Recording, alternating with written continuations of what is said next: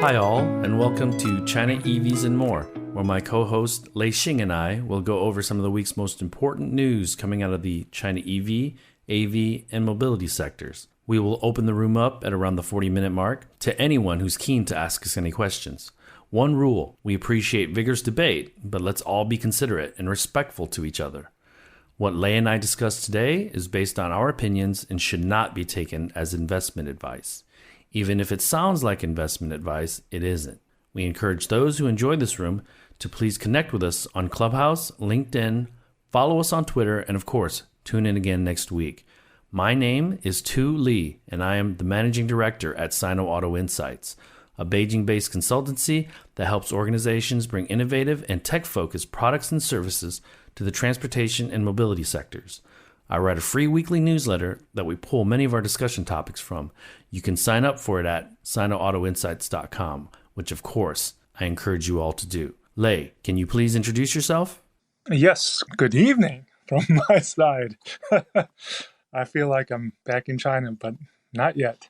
My name's Lei, and I am the former chief editor of China Auto Review, which published newsletters and the only tabloid magazine in English focused exclusively on the Chinese auto market. I've spent pretty much the last 20 years on the ground in China covering the industry. I'm now in the US as an independent analyst consultant, still trying to keep tabs on the rapidly evolving market.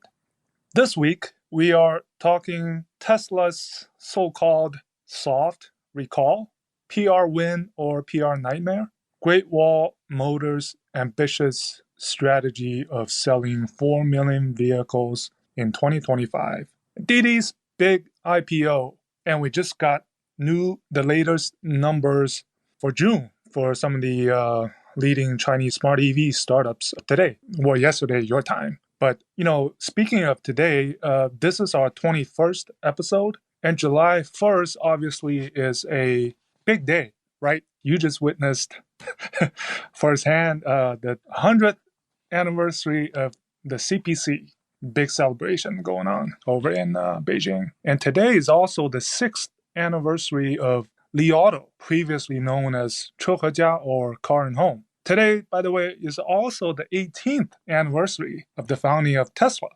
And I was looking at this and they're officially an adult. They're officially an adult. They can vote. Yeah, they've been around for 18 years already. So where do you want to start?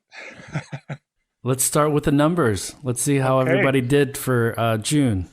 Yeah, so I mean, it's the top 5 is still pretty much, the NIO, XPeng, Neta, Leapmotor. Li Auto is reporting tomorrow, but I mean, these are the ones that report either on the 1st or the 2nd of every month. And basic situation is, NIO, another milestone, over 8,000 delivered in a month.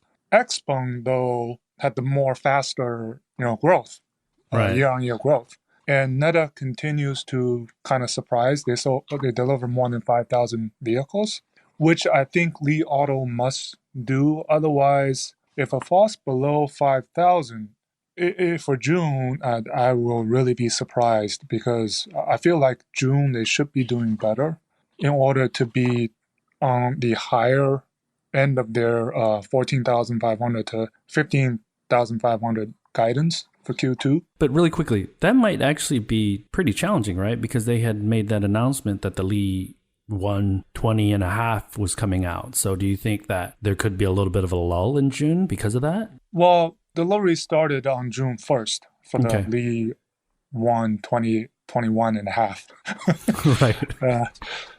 And there was some backlash on some of the existing owners on they feel like the company did not let them know of this new launch, right?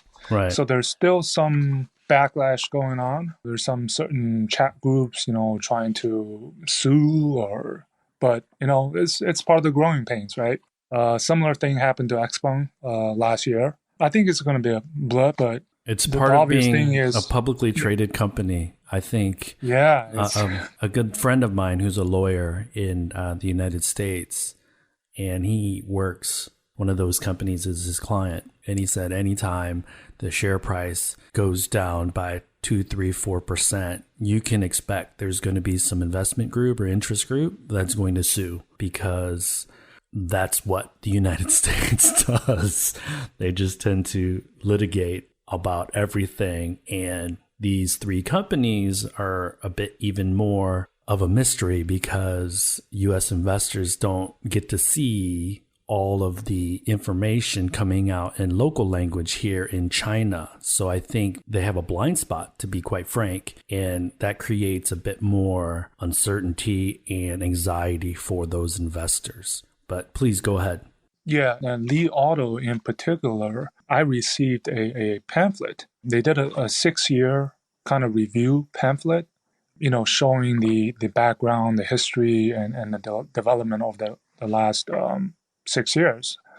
I think it's obviously a PR move to, tone down some of the backlash happening. And the interesting story I wanted to share from that pamphlet is how Li Auto got started was when Li Xiang, he was driving by a middle school in Beijing in July 2013, and it was raining, and he was seeing these parents picking up their kids. I'm sure you can relate. And seeing these people, falling down mess. In the puddles, right? Lei, it's just a huge mess. And you know this, when you pick your kids up in front of a school in China, there's cars, there's Wuling style, small little go-karts. There's all kinds of a mess. But anyways, please go ahead. Finish the story. Yeah, and he just came up with this idea, this smart electric vehicle, the SEV.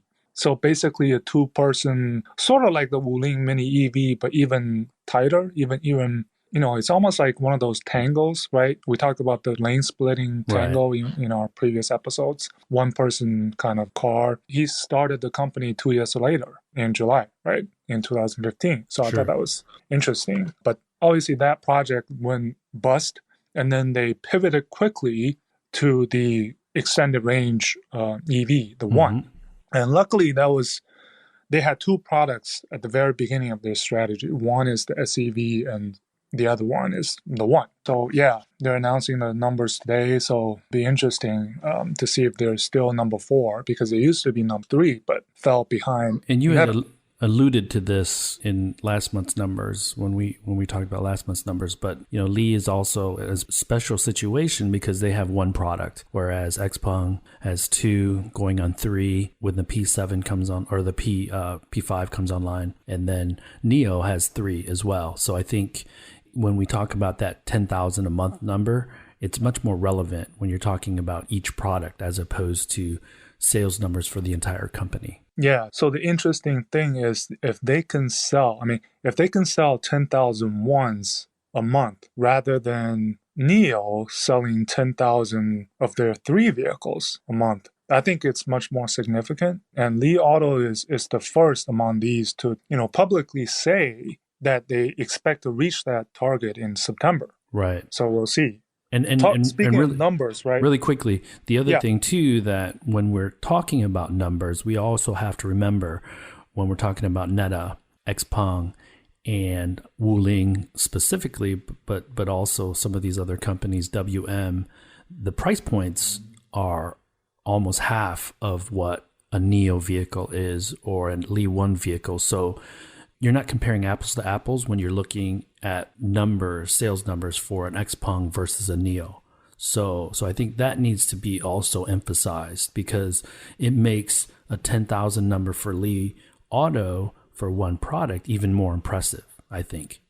Right. You got to compare the profitability, the margins, average selling price, right? So obviously NIO is much higher. So you weigh that out, and you see, whether the 8,000 is more significant than the 6,000 from XPeng, right? Right. Or the other way around.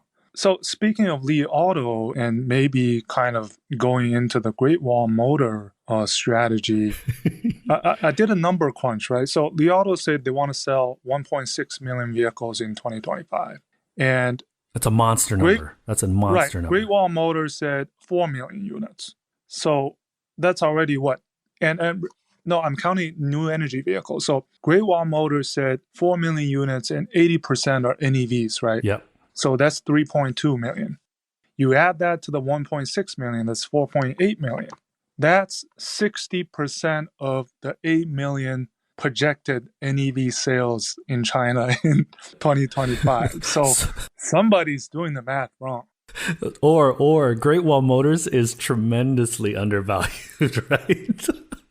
So, I also did a bit of a number crunching because Great Wall, what's going to, support their growth is they have these, 5 brands: the Hovel SUV brand, the pickup brand, the Aura brand, Tank, Way, and we still haven't talked about Saloon, right? Their high-end brand still not yet unveiled. And they also have a joint venture with BMW called Spotlight Automotive. I'm looking at this. Last year, they sold 1.1 million vehicles.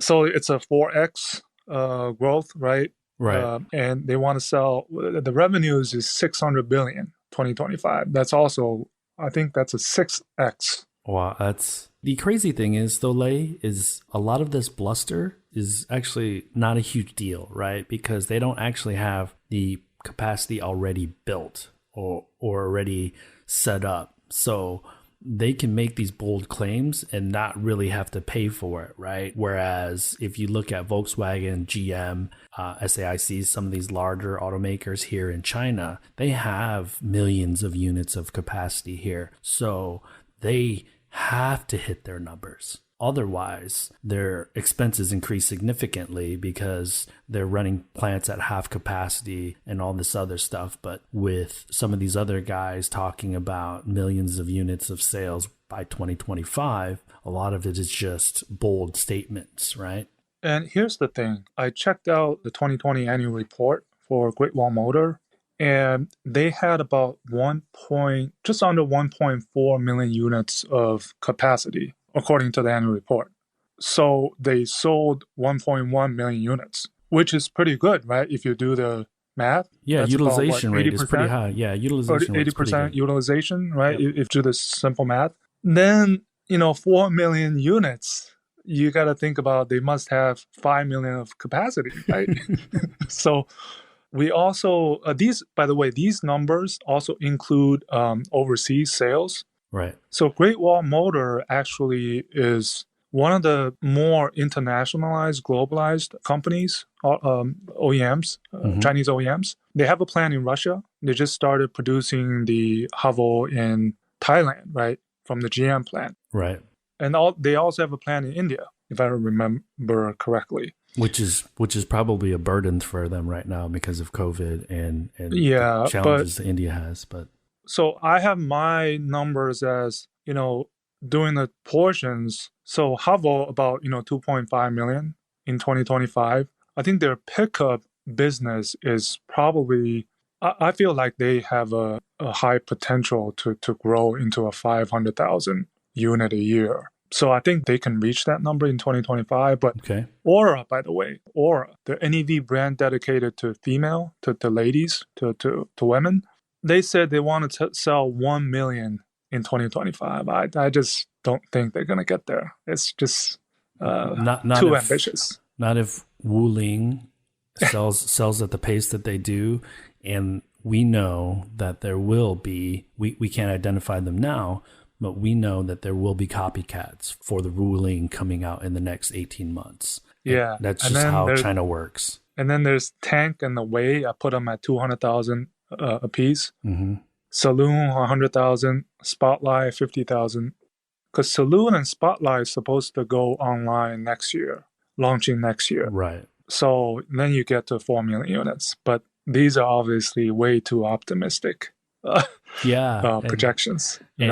Yeah, it's cool, but I think it's a way just to, all the talk about valuation and CATL being a trillion renminbi company, right? Almost catching up with Multi. Multi is the most valued company in China, right? Yes. So I think it's a way to stay in the headlines, right? Yeah, exactly. Because it seems like every quarter, everyone has some small announcement, some hour-long presentation, some hour-long launch event, right? But thing is, after watching this, their strategy announcement, is you realize how vertically integrated that Great Wall Motor is in all facets. of the business, right? You talk about battery cells. S-Volt, right? They're a subsidiary. Right. 215 gigawatt hours of capacity by 2025. Okay, think about that. And then you talk about one of their subsidiaries. It's called Haomo, their autonomous driving subsidiary. It's almost like Cruise to GM as Haomo to Great Wall Motor. Right. It's considered the Chinese Cruise. What they're doing, not only in passenger, but in delivery vehicles. And the guy who's president there used to work for Baidu Apollo. The automotive sector in China and the mobility sector in China is just like Detroit or Metro Detroit Motor City. It's very, very incestuous where, ex-Ford guys are now GM guys, ex-GM guys are now FCA guys or Stellantis guys. So it's no different. And to your point, emphasizing how international they are, Great Wall Motors actually has a R&D center in Metro Detroit. So I would venture to guess they're doing some of that autonomous vehicle research out of Metro Detroit as well.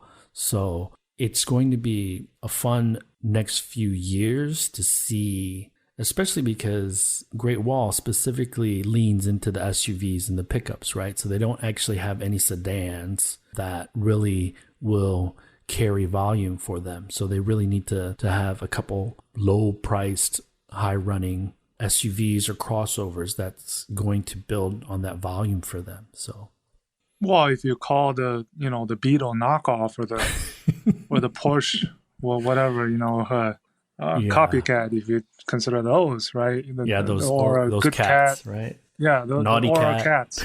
Yeah, I mean, it's getting a lot of volume. Yes. Yeah. So also, I mean, they're into hydrogen, right? Fuel cell. yeah, They're drive-by-wire chassis. I mean, it was a lot of information I'm still digesting. and they have a lot of flexibility. They're similar to Geely, where they're one of the three quote unquote privately owned companies in China, BYD and Geely being the other one. But can we move on to those export numbers a little bit? Let's dive into them, because I'll throw out a statistic where January through May there were 760,000 exported NEVs to the foreign markets. So can you add to that for me? Well, it's all kinds of vehicles, not just NEVs. Right. That would be way too high. Right. Okay. So sorry. Yeah, so last year China exported just under 1 million vehicles, and 3/4 of that were passenger vehicles. A quarter of it was commercial vehicles. And if we look at the top exporters, it's these companies. It's SAIC, Chery, Chang'an, Great Wall Motor, Dongfeng, Geely, BAIC, JAC, and actually Volvo, believe it or not, because Volvo exports quite a number of vehicles from their plants back to Europe. Right. The S90, right? Mm-hmm. And in terms of destinations, I'm looking at these numbers. It's interesting. Chile is actually the biggest destination with the biggest volume in South America, where actually companies like Chery and Yes. JAC are pretty active. Yes. Australia, right? And the Middle East, quite a few countries in the Middle East. And for example, SAIC, they export the MG EVs back to, I believe, UK and some of the other European countries. And starting, once we get into, already starting in Q2 and later Q3, we're seeing these new vehicles being exported to Tesla, right? They export almost 10,000 vehicles a month now. I think that's going to be, I think Tesla's actually going to play a pretty important role in China exports. Right. And then Hongqi, you talk about Hongqi, Xpeng, NIO, right? Arriving in Norway, although numbers are small, but still, significant players. Mm-hmm. So some of it had to do, I guess, with the chip shortage supply, So you're saying the domestic automakers were a little bit light on production, and the Chinese automakers kind of filled that void a bit with more exports to those markets. Yeah. Hello? Yeah. Hey, so let's move on to Tesla real quick. Last week there was a recall of around 285,000 Model 3s and Model Ys, the bulk of those, I think 250,000-ish, were made in China, but it was it was a big deal in the news, but I think it was more or less a nothing burger because a quick flash of the software patch gets sent through and the autonomous driving feature gets an update. So one of the ministries, market regulation, the administration of market regulation had urged Tesla to create there was the possibility of Tesla vehicles accelerating without the driver's knowledge, and that caused potential safety issues. And so the administration for market regulation had urged Tesla to fix that issue. But, it can be quickly done through an over-the-air update. So when they say recall, it's not as drastic as it might seem. And I don't believe it is really part of or should be associated with their other challenges, because at 285,000 vehicles, I look at autonomous driving feature as it was designed that way, and they just changed it at the urging of the local authorities here. I don't think it was a design flaw or anything wrong in particular with the software. It's just a change that they wanted to be made. And, one thing it did do is shed a light on some of the issues that Teslas have had in the United States, because there have been complaints about a similar issue in the US, but they've been able to avoid updating the software or addressing it. But, does that create more visibility in the United States for this? And do they send that patch out to every vehicle in the world that's a Model 3 and Model Y? Or is it just an additional patch or safety feature just for China? I think that's kind of a question that I'm thinking about. Yeah, for me, I thought, one, the recall was published on a Saturday. So this was published on a Saturday. So this is also obviously another sort of PR move. Sometimes, you see these news being, published late at night, Friday night. Right. This often happens in the entertainment Yes. industries. So-and-so they divorced, or so-and-so they got together, and then there's all this frenzy. The fact that it was announced on a Saturday was obviously, trying to keep it kind of low. But if I play myself as a, Tesla fanboy, I think this is actually a huge win for Tesla, in the sense that when we saw these numbers, the first reaction, I think, for many people was, wow, Tesla has sold that many vehicles in China already, right? So 250,000 domestically made. And then that's an amazing number. 35,000 imported Model 3 in 2019. And I did a bit of calculation.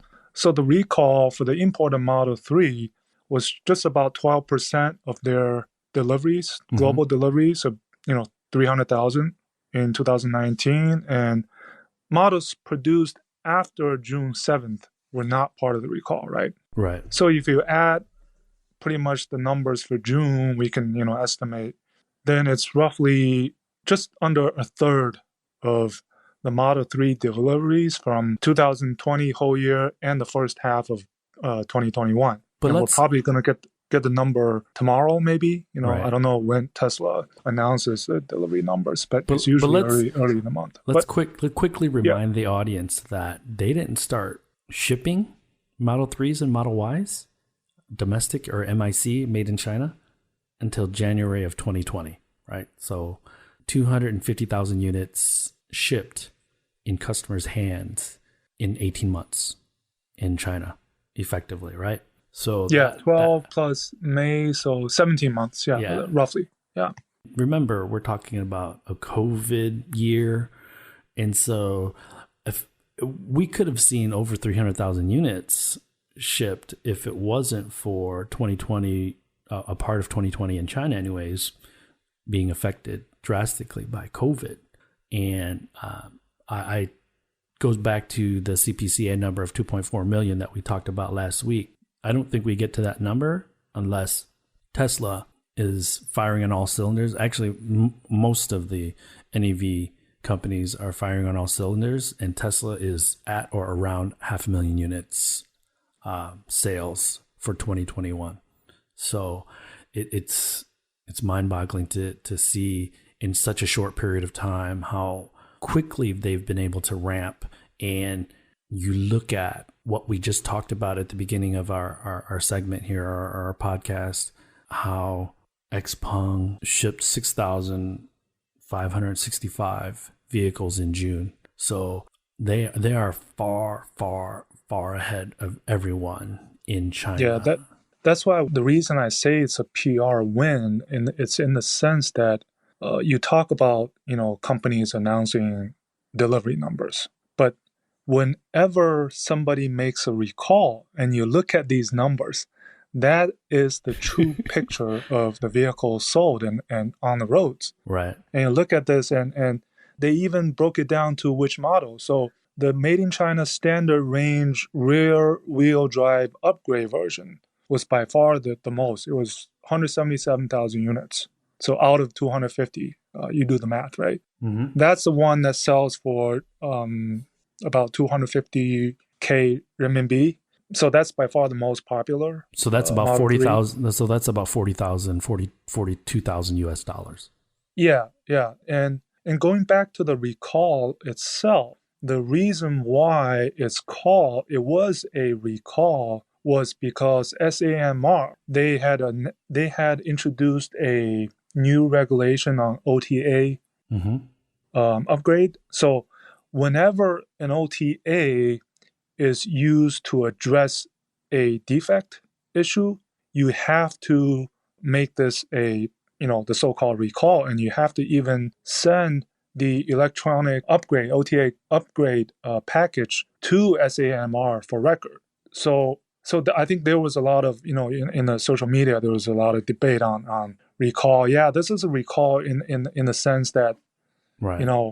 Because when we talk about recalls, usually bringing your car back to the dealer, right, to fix an issue. Yes. But this is the recall of the 21st century.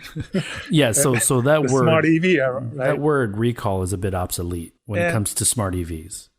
Most of it will be done in a few seconds or a few minutes, and you're done, right? So that's another PR win. That's why I say it's a PR win, that it's to kind of address this issue. The only thing, though, Tesla is not out of the woods, because this is a recall to address unintended acceleration. Right. But it doesn't address the braking problem that the protest gate. There's still no verdict. Mm-hmm. I think that's still to be resolved. But, this is going to become an example of how recall more and more will be like in China and elsewhere, right? And the United States, if I could kind of caveat, the United States NHTSA just announced that they are requiring automakers and robotaxi companies to report within 24 hours any accidents where a pedestrian is involved, the airbags are deployed, anything that causes any serious damage within 24 hours to the NHTSA, they need to send some data. If any ADAS feature or autonomous driving feature was used within 30 seconds of that accident. So this is where the United States is finally catching up to China on some of the regulatory issues and some of the regulatory policies that need to be in place when you're dealing with level 2 autonomous driving features. And then, so within 24 hours, I think a summary report needs to be sent over. And then within 10 days, a complete report needs to be sent over. And so I think what we're going to see is more formalized structure when it comes to some of these connected vehicle suppliers really pushing how to get this information to the OEM, to the robotaxi companies already have that, right? They monitor their vehicles very closely when they're on the road. But OEMs, they sell hundreds of thousands of cars, and they don't know when their cars are in an accident. But now it's going to become part of their responsibilities.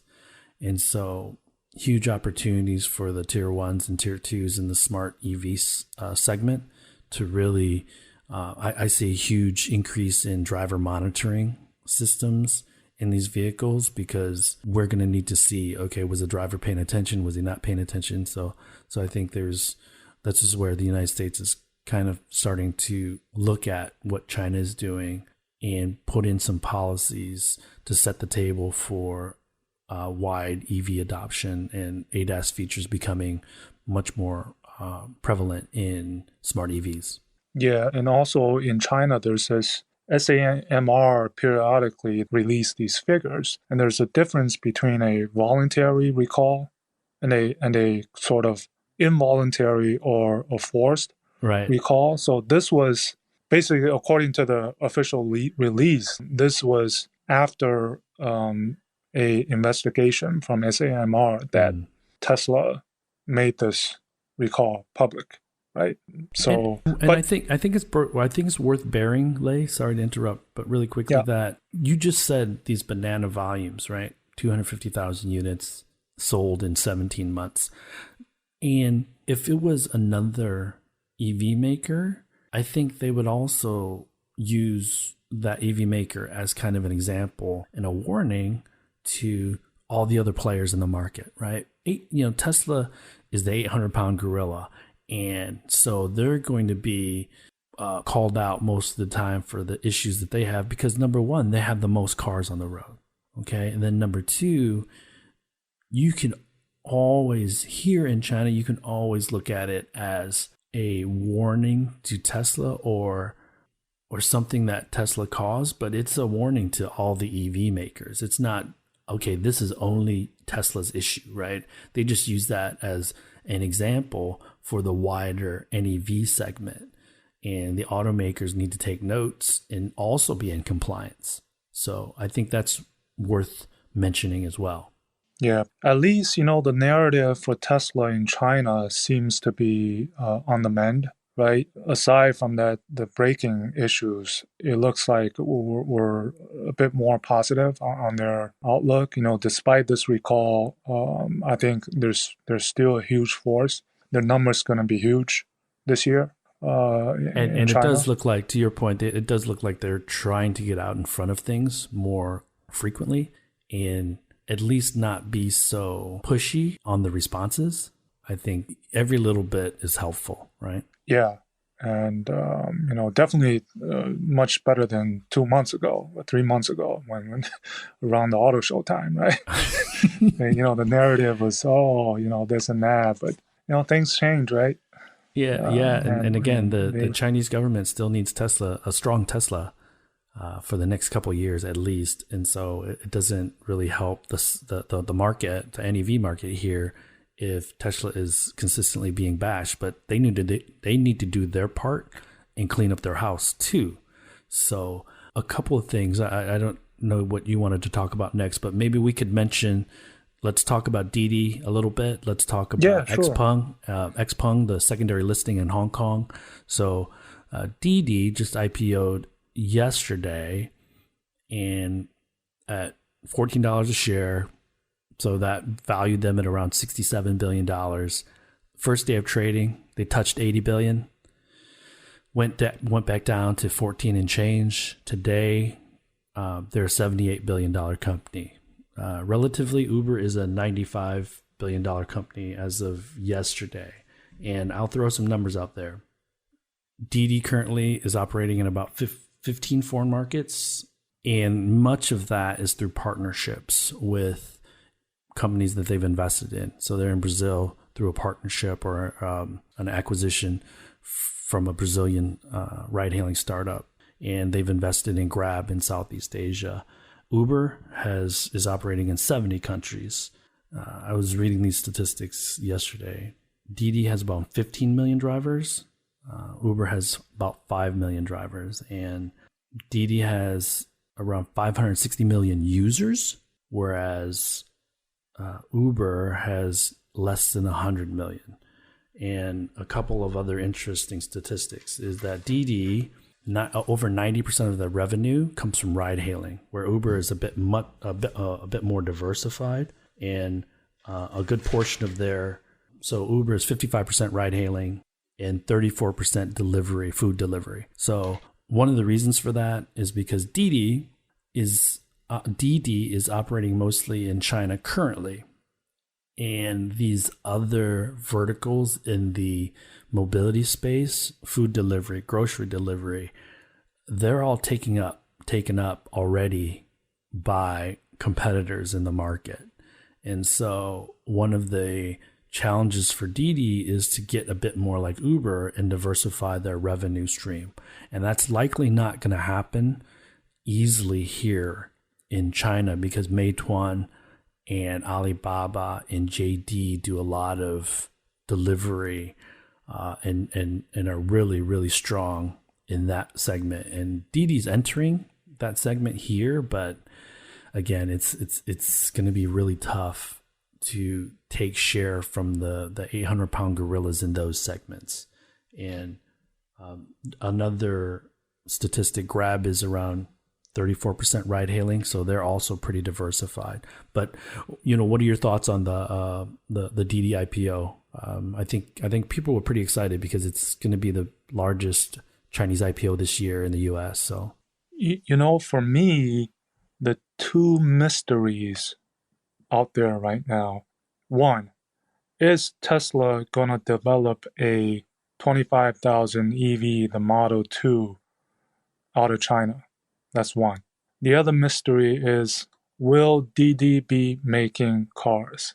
So the second mystery, what I'm looking at is, interestingly, Didi has in their, I guess this is from their prospectus, probably, yeah, that they have four core strategic businesses. One, shared mobility. Two, service solutions. Three, electrification of mobility. And four, autonomous driving. So that number 3 is very interesting. yes. The electrification of mobility. So by the end of 2020, there are roughly about 5.5 million EVs on the roads in China. And guess how many are on the Didi platforms, running on Didi platforms? I have no idea. I want to say like 1 million. I think I heard 1 million. You're pretty good. You're pretty good. There's about 1 million EVs running on Didi platform, right? Yes. And Didi also has their own, the Xiaoju charging. They have about 88,000 public chargers. And it looks like in Q1 of 2021, their charging network accounted for 30% of the total China EV charging. What do you call it? The capacity? Kilowatt hour. Yeah. Right. You know what I'm saying?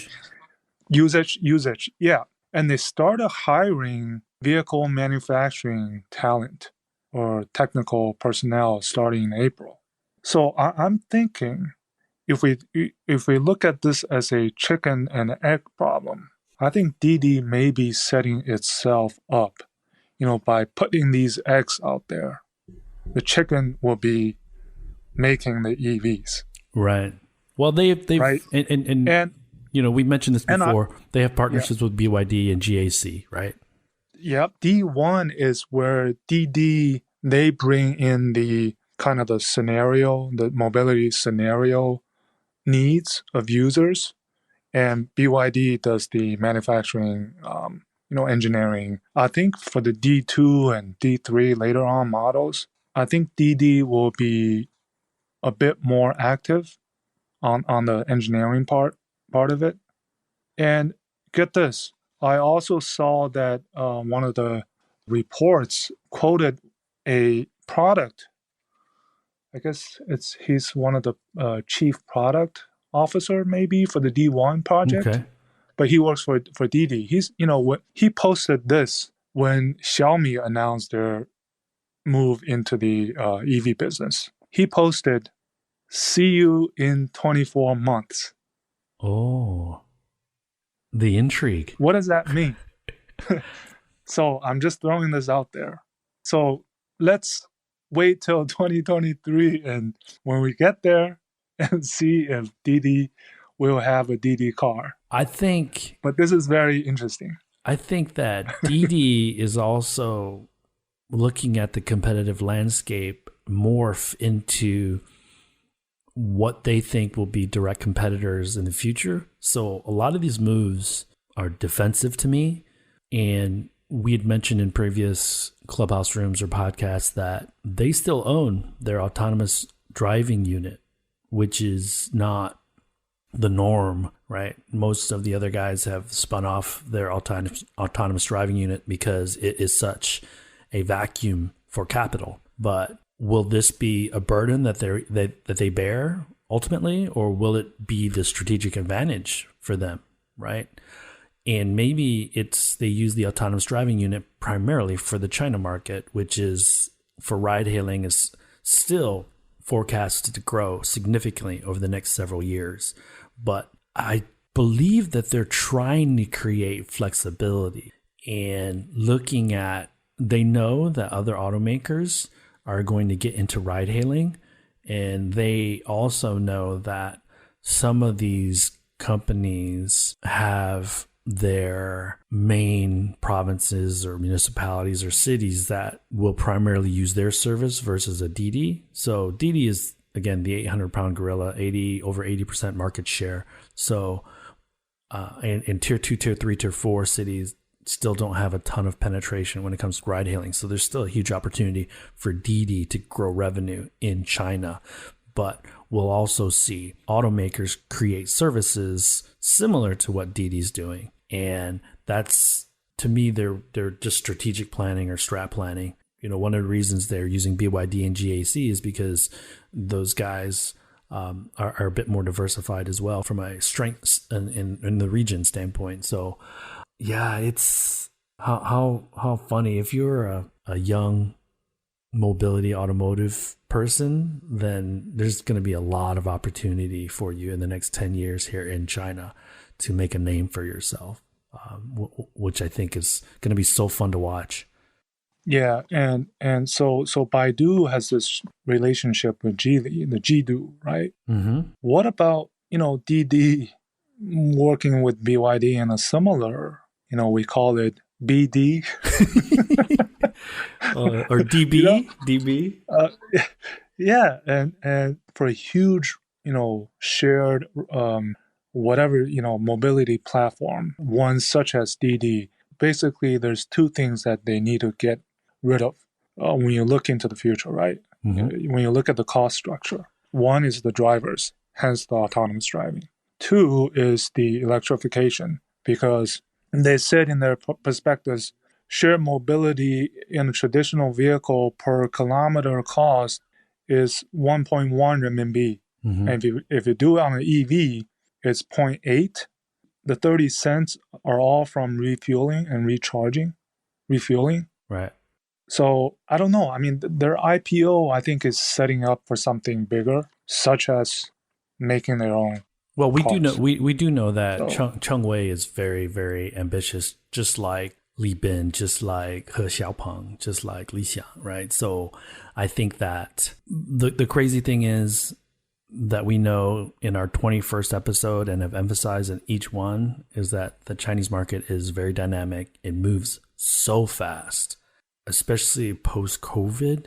And as long as there's capital that is being raised, so Didi, there's still SPACs going on. There's still other companies. We look at Faraday, we look at Byton, we look at Aurora. Those are just three off the top of my head that are also going to be going public either via IPO or SPAC within the next 12, 14 months. So there's still going to be a lot more investment in startups, in Series A, Series B, Series C, but also in these companies that are going to be going public. And that is just more capital for them to try new things, to push the legacy automakers and enter new markets. So, you and I are working on a project, and I'm hoping that you and I can work on a couple more that I'm talking through with some people. But it's going to be super, super dynamic, and right. Your guess is as good as mine, right? And speaking of speed, right? All of a sudden, yesterday, right, we look at the Volvo Concept Recharge, right? Yes. And what they're doing with LiDARs and their own operating system.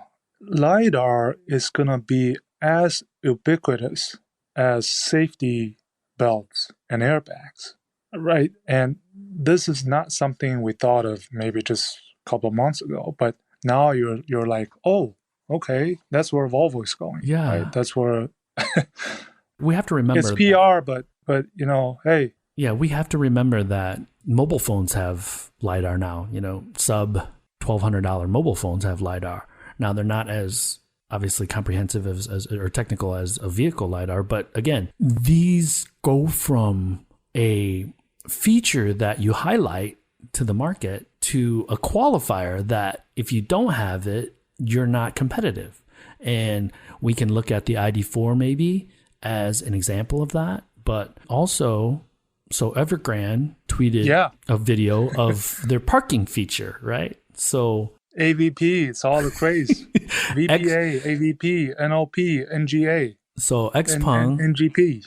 Baidu, or Xpeng, Apollo, and Hengchi have all now launched, or at least announced that they have this smart parking feature. I think Apollo first signed WM with the W6, and I believe now they've also signed up Great Wall, is it? But it went from, this is a differentiating feature to now this becoming a qualifier, right? If you don't have this, you're not going to be as competitive in the market, at least in China, right? And we also know that Volvo just threw down the gauntlet saying we're leaning into our safety reputation historically and moving into the new era and saying LiDAR is going to be standard on all of our vehicles. So guess what? They're a foreign brand that sells internationally. That's going to put pressure on automakers in Europe and the United States to follow suit very quickly. So, which means companies like Luminar, Hesai, probably getting a lot of phone calls right now. Yeah, and what they're doing with, the European CATL, Northvolt, right? Mm-hmm. And we talked about this many times, OEMs setting up joint ventures with these cell suppliers to ensure supply, right? Or in the case of Great Wall Motor, they have their own in-house cell supplier, S-Volt. Yes. It's all your own operating software, so it's... And going back again to this interesting comment by SAIC Motor chairman, he doesn't want Huawei to be the soul and SAIC Motor to be the body, which I thought was interesting comment. Isn't that really just positioning their Mi Auto kind of? I don't know. I mean, why he's so much against Huawei, I don't know. Oh man! But yeah, big egos. So it's this balance of vertical integration versus your supply ecosystem. Mm-hmm. We're seeing this type of acceleration as well. VW OS, Volvo OS. Well, SAIC Motors sort of uses Alibaba's AliOS on some of their models. Right. That brings us to the end of this week's show. Lei and I thank you for tuning in. My name is Tu Lee, and you can find me on Twitter at Sino Auto Insight. That's SinoAutoInsight. You can find Lei on Twitter at LeiXing77. That's LEIXING77. If you wouldn't mind rating and or reviewing us on Apple Podcasts, Spotify, or wherever you grab your podcast from, we'd appreciate that as well. Even better, if you enjoy this show, please tell your friends about it. Please join us again next week as we track down all the latest news on China, EVs, and more.